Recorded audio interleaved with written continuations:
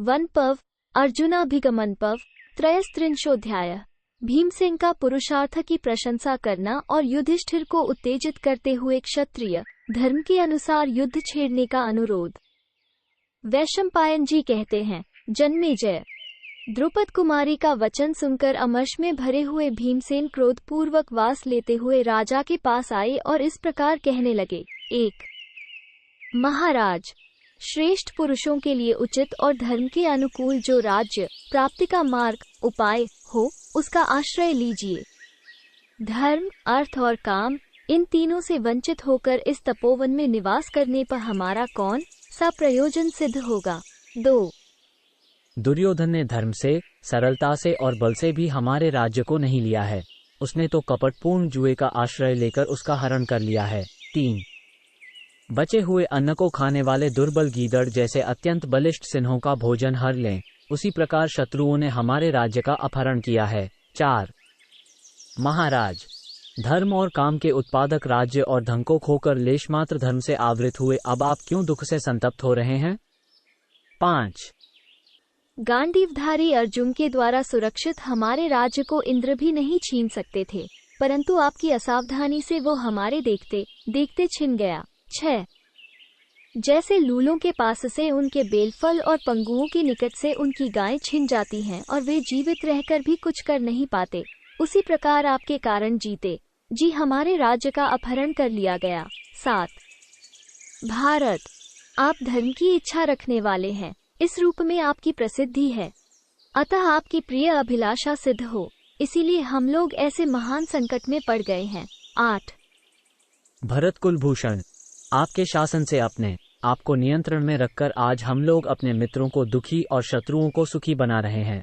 9 आपके शासन को मानकर जो हम लोगों ने उसी समय इन धृतराष्ट्र पुत्रों को मार नहीं डाला, वो दुष्कर्म हमें आज भी संताप दे रहा है। 10 राजन, मृगों के समान अपनी इस वंचर्या पर ही दृष्टिपात कीजिए। दुर्बल मनुष्य ही इस प्रकार वन में रहकर समय बिताते हैं, बलवान मनुष्य वनवास का सेवन नहीं करते। 11 श्री कृष्ण, अर्जुन, अभिमन्यु, सृंजयवंशी वीर, मैं और ये नकुल, सहदेव, कोई भी इस वंचर्या को पसंद नहीं करते।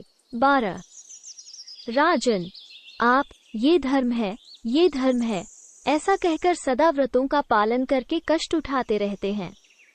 कहीं ऐसा तो नहीं है कि आप वैराग्य के कारण साहस शून्य हो नपुंसकों का सा जीवन व्यतीत करने लगे हों।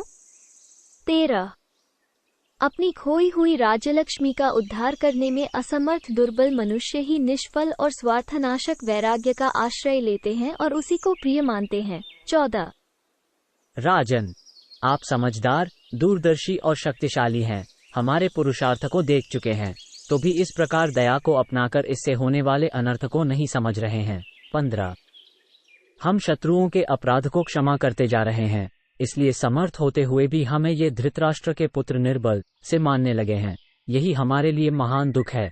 युद्ध में मारा जाना कोई दुख नहीं है। 16 ऐसी दशा में यदि हम पीठ न दिखाकर युद्ध में निष्कपट भाव से लड़ते रहें और उसमें हमारा वध भी हो जाए तो वो कल्याणकारक है, क्योंकि युद्ध में मरने से हमें उत्तम लोकों की प्राप्ति होगी। 17 अथवा भरत श्रेष्ठ, यदि हम ही इन शत्रुओं को मारकर सारी पृथ्वी ले लें तो वही हमारे लिए कल्याणकर है।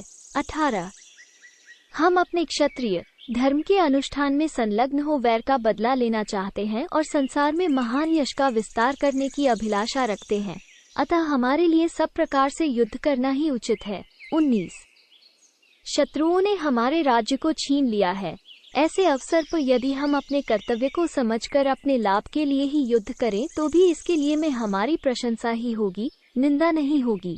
20 महाराज, जो धर्म अपने तथा मित्रों के लिए क्लेश उत्पन्न करने वाला हो वो तो संकट ही है, वो धर्म नहीं कुधर्म है।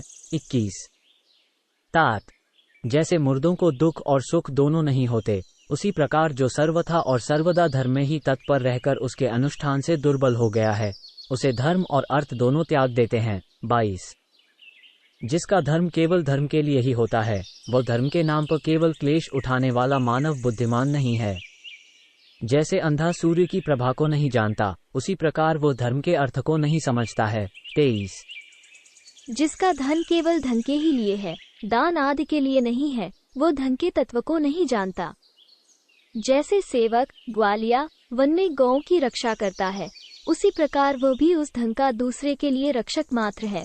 24 जो केवल अर्थ के ही संग्रह की अत्यंत इच्छा रखने वाला है और धर्म एवं काम का अनुष्ठान नहीं करता है, वो ब्रह्महत्यारे के समान घृणा का पात्र है और सभी प्राणियों के लिए वध्य है।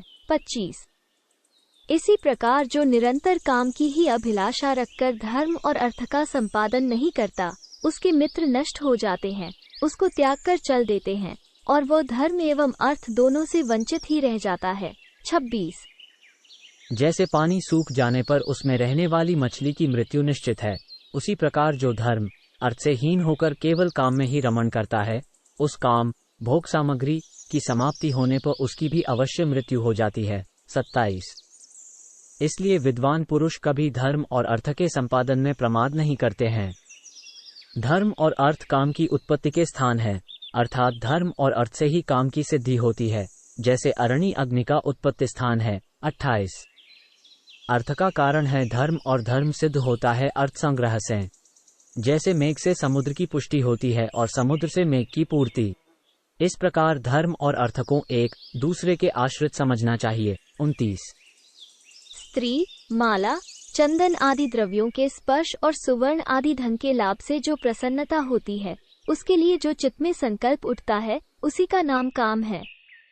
उस काम का शरीर नहीं देखा जाता, इसीलिए वो अनंग कहलाता है। 30 राजन धन की इच्छा रखने वाला पुरुष महान धर्म की अभिलाषा रखता है और कामार्थी मनुष्य धन चाहता है।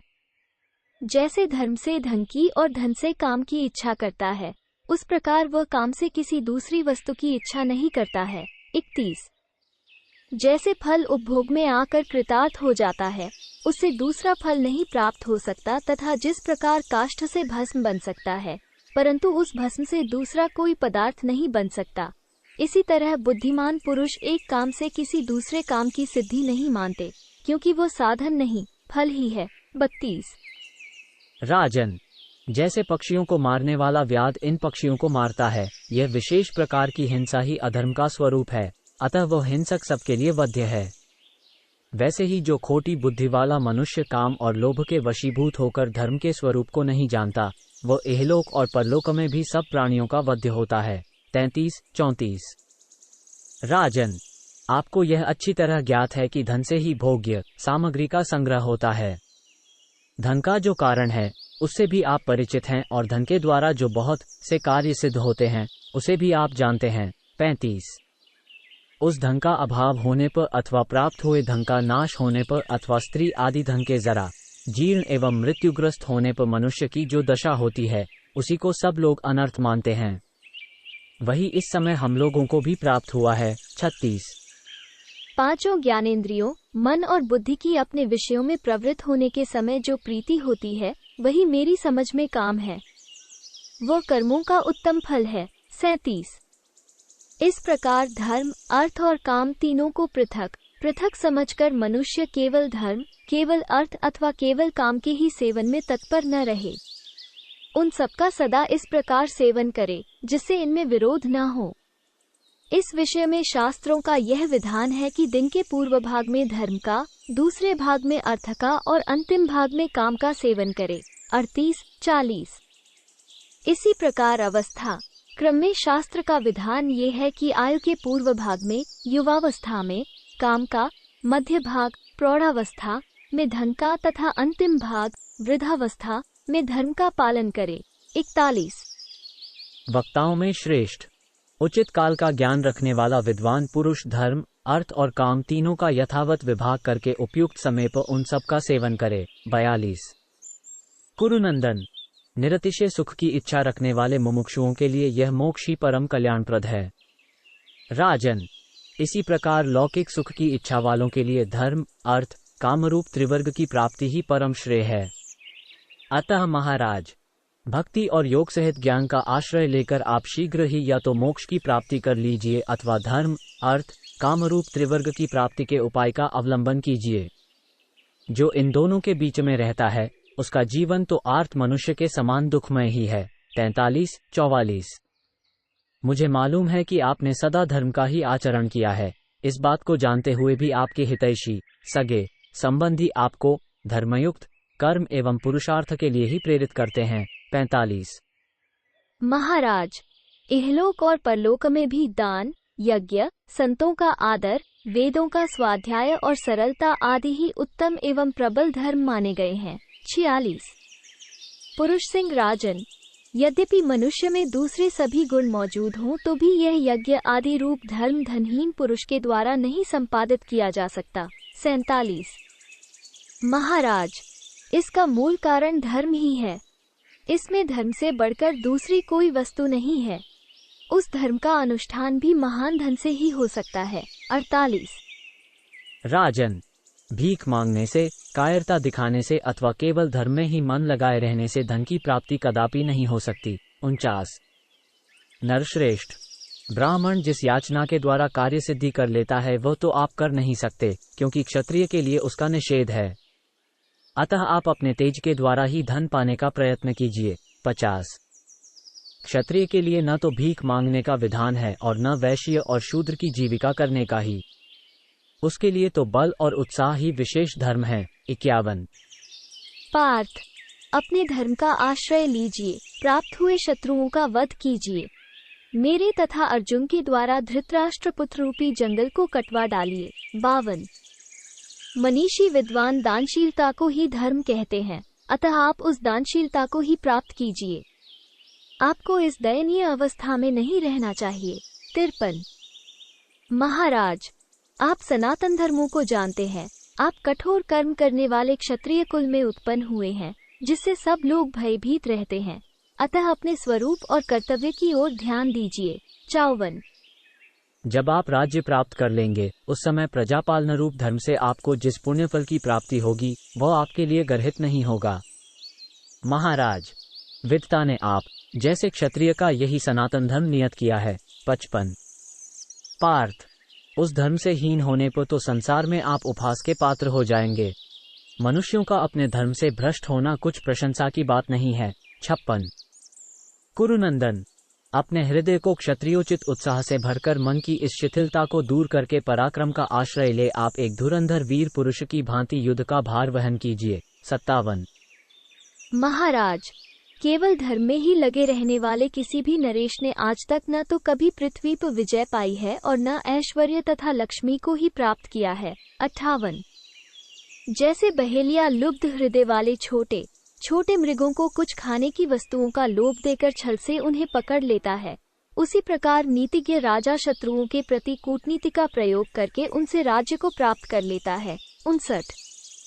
नृपश्रेष्ठ, आप जानते हैं कि असुरगण देवताओं के बड़े भाई हैं, उनसे पहले उत्पन्न हुए हैं और सब प्रकार से समृद्धिशाली हैं, तो भी देवताओं ने छल से उन्हें जीत लिया। 60। महाराज, महाबाहो, इस प्रकार का ही सब पर अधिकार होता है, ये समझकर आप भी कूटनीति का आश्रय ले अपने शत्रुओं को मार डालिए। 61। युद्ध में अर्जुन के समान कोई धनुर्धर अथवा मेरे समान गदाधारी योद्धा न तो है और न आगे होने की ही संभावना है। 62। पांडुनंदन, अत्यंत बलवान पुरुष भी आत्मबल से ही युद्ध करता है, इसलिए आप सावधानी पूर्वक महान उत्साह और आत्मबल का आश्रय लीजिए। 63। आत्मबल ही धन का मूल है, इसके विपरीत जो कुछ है वो मिथ्या है, क्योंकि हेमंत ऋतु में वृक्षों की छाया के समान वो आत्मा की दुर्बलता किसी भी काम की नहीं है। 64। कुंती कुमार, जैसे किसान अधिक अन्न राशि उपजाने की लालसा से धान्य आदि के अल्प बीजों का भूमि में परित्याग कर देता है, उसी प्रकार श्रेष्ठ अर्थ पाने की इच्छा से अल्प अर्थ का त्याग किया जा सकता है। आपको इस विषय में संशय नहीं करना चाहिए। 65। जहाँ अर्थ का उपयोग करने पर उससे अधिक या समान अर्थ की प्राप्ति न हो वहाँ उस अर्थ को नहीं लगाना चाहिए, क्योंकि वह परस्पर गधों के शरीर को खुजलाने के समान व्यर्थ है। 66। नरेश्वर, इसी प्रकार जो मनुष्य अल्प धर्म का परित्याग करके महान धर्म की प्राप्ति करता है वो निश्चय ही बुद्धिमान है। 67। मित्रों से संपन्न शत्रु को विद्वान पुरुष अपने मित्रों द्वारा भेदनीति से उसमें और उसके मित्रों में फूट डाल देते हैं, फिर भेदभाव होने पर मित्र जब उसको त्याग देते हैं तब वे उस दुर्बल शत्रु को अपने वश में कर लेते हैं। 68। राजन, अत्यंत बलवान पुरुष भी आत्मबल से ही युद्ध करता है, वह किसी अन्य प्रयत्न से या प्रशंसा द्वारा सब प्रजा को अपने वश में नहीं करता। 69। जैसे मधुमक्खियां संगठित होकर मधु निकालने वाले को मार डालती हैं, उसी प्रकार सर्वथा संगठित रहने वाले दुर्बल मनुष्यों द्वारा बलवान शत्रु भी मारा जा सकता है। 70।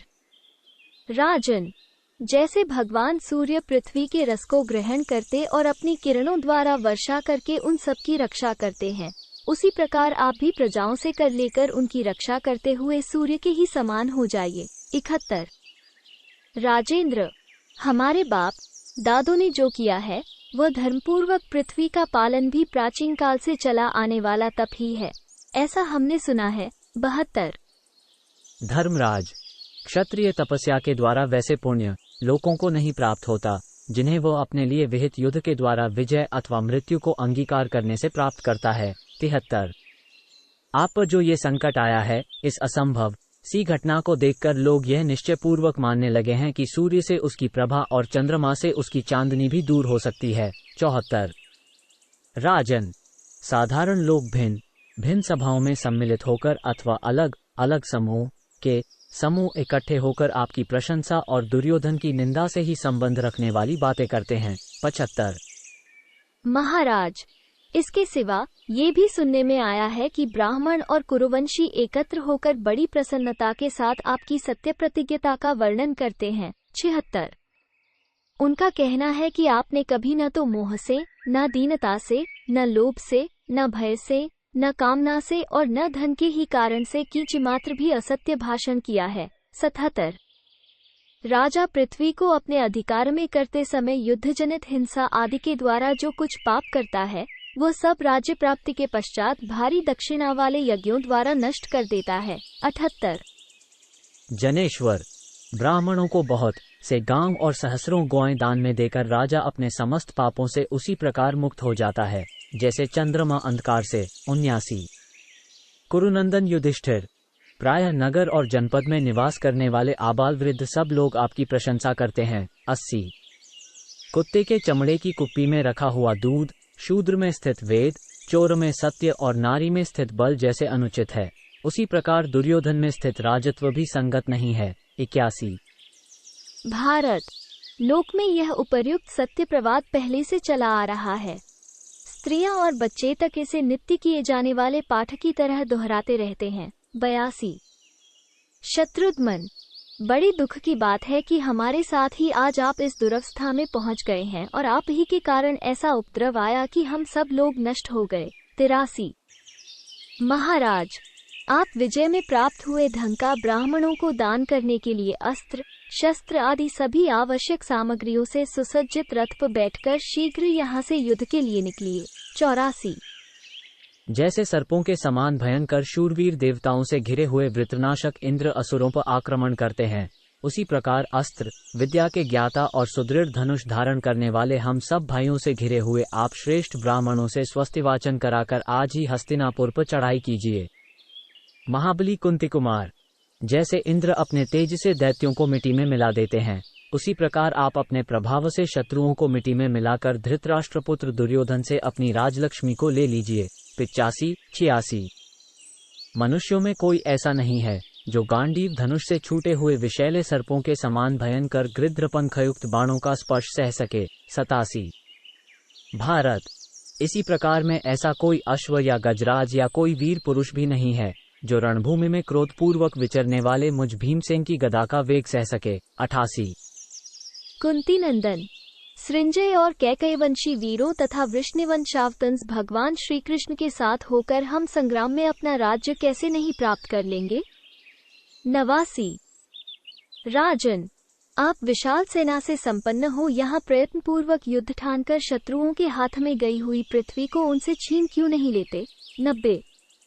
इति श्री महाभारते वन पर्वणि अर्जुनाभिगमन पर्वणि भीमवाक्ये त्रयस्त्रिंशोऽध्यायः। 33। इस प्रकार श्री महाभारत वन पर्व के अंतर्गत अर्जुनाभिगमन पर्व में भीमवाक्य विषयक 33वां अध्याय पूरा हुआ। 33।